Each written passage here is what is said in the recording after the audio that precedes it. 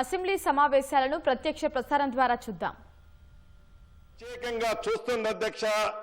ఈ మార్చి తర్వాత ఎక్కువ మంది సభ్యులు ఇక్కడ అడిగారు, మా నియోజకవర్గంలో ఇంకా మాకు ఒక 2000 ఇస్తే బాగుండు, 3000 ఇస్తే బాగుండు, 5000 ఇస్తే బాగుండు అని గౌరవ మా సహచార సభ్యులు చాలా మంది అడిగారు. నిజం అధ్యక్ష, వారు అడిగే దాంట్లో నిజముంది అధ్యక్ష. ఆనాటి 10 సంవత్సరాలలో సంవత్సరానికి 1 లక్ష ఇల్లు చొప్పున ఇచ్చి ఉంటే ఆనాటి ధనిక తెలంగాణ రాష్ట్రంలో పేదవాడి ఆత్మగౌరవానికి చిహ్నంగా ఉండే ఇల్లు ఒక 10 లక్షల ఇల్లు కట్టి ఉండేవాళ్ళు అధ్యక్ష. వారు ఇవ్వని కారణంగా, వారు దాని మీద శ్రద్ధ చూపించిన కారణంగా పేదోడికి ఇల్లిస్తే మాకేమి కమిషన్ వస్తుంది, కాళేశ్వరం కడితే మాకు కమిషన్ వస్తుందనే ధ్యాస ఉన్న కారణంగా ఏ గ్రామానికి పోయినా పేదవాడు ఇల్లు ఆత్మగౌరవ చిహ్నంగా అడుగుతున్నమాట వాస్తవం అధ్యక్ష. అది తమరి నియోజకవర్గం కానీ, గౌరవ ముఖ్యమంత్రి రేవంత్ రెడ్డి గారి నియోజకవర్గం కానీ, ఆ శాఖ మంత్రి అయిన నా నియోజకవర్గంలో కూడా ఈ ఇబ్బంది అన్నమాట వాస్తవం అధ్యక్ష. ఇబ్బంది కాదు, అది నిజం. ఈ ప్రభుత్వం ఇంకా 3 విడతల్లో ఏప్రిల్లో, మార్చి తర్వాత ఏప్రిల్లో మరొక విడత ఇవ్వబోతున్నాం అధ్యక్ష. ఇలా ప్రతి ఏప్రిల్లో విడతల వారీగా అర్హులైన ప్రతి పేదవాడికి ఈ ప్రభుత్వం చిత్తశుద్ధితో ఇల్లిచ్చే కార్యక్రమాన్ని చేపట్టడం జరుగుతుంది.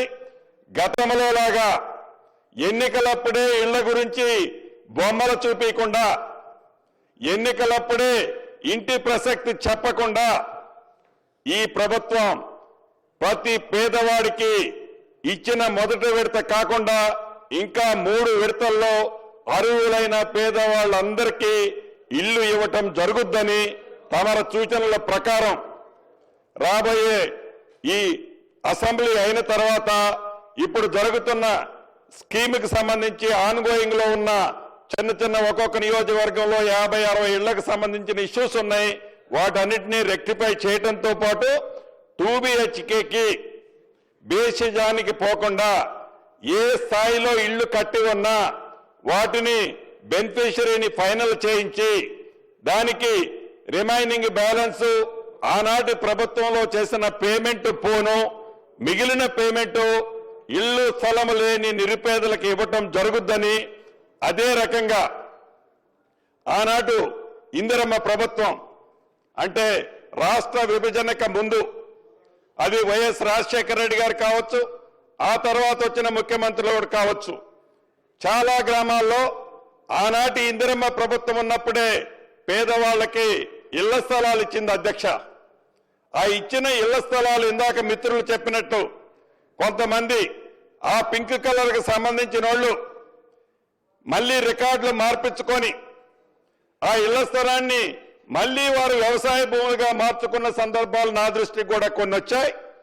అటువంటి స్థలాలన్నిటినీ మళ్లీ డిమార్కేషన్ చేపించి మళ్లీ ప్లాటింగ్ చేయించి అక్కడ మీది ఏ పార్టీ అని అడగకుండా అర్హులైన నిరుపేదలు ఇళ్ల స్థలం లేని ప్రతి ఒక్కరికి కూడా అక్కడ ఇవ్వటం జరుగుద్ది. అవి కాకుండా ఇంకా గ్రామీణ ప్రాంతాల్లో ప్రభుత్వ స్థలాలు రెడీమేడీగా ఎక్కడైనా ఇళ్ల స్థలానికి యోగ్యమైన భూములుంటే తప్పకుండా గుర్తిస్తే వాటి మీద కూడా ప్రభుత్వం పాజిటివ్గా ఇళ్ల స్థలాలు ఇవ్వడానికి పాజిటివ్గా స్పందిస్తుందని కూడా తమరి ద్వారా గౌరవ సభ్యులందరికీ తెలియజేస్తూ, చివరిగా మీ ద్వారా సభలో ఉన్న సభ్యులతో పాటు రాష్ట్రంలో ఉండే సభ్యులతో పాటు ఈ సభలో రాని సభ్యులకు కూడా తెలియజేయదలుచుకున్న అధ్యక్ష, ఇది పేదవాడి ప్రభుత్వం. ఆత్మగౌరవంగా చూసే ఇందిరమ్మ ఇళ్ల కార్యక్రమంలో తల తాకట్టు పెట్టైనా పేదవాడి ఆత్మగౌరవానికి సంబంధించిన ఈ అంశం విషయంలో ఈ ప్రభుత్వం గౌరవ ముఖ్యమంత్రి రేవంత్ రెడ్డి గారి ఆలోచనలకు అనుగుణంగా, ఫైనాన్స్ మంత్రి బట్టి గారి ఆలోచనలకు అనుగుణంగా ఇందిరమ్మ ఇళ్లు ఇచ్చే కార్యక్రమాన్ని ఎప్పుడు ఏ నిమిషం కూడా సెకండ్ థింకింగ్ థాట్ కూడా ఉండదని తమరి ద్వారా సభ్యులకి రాని సభ్యులకి కూడా తెలియజేస్తూ తమరి అనుమతితో సెలవు తీసుకుంటున్నాను అధ్యక్ష.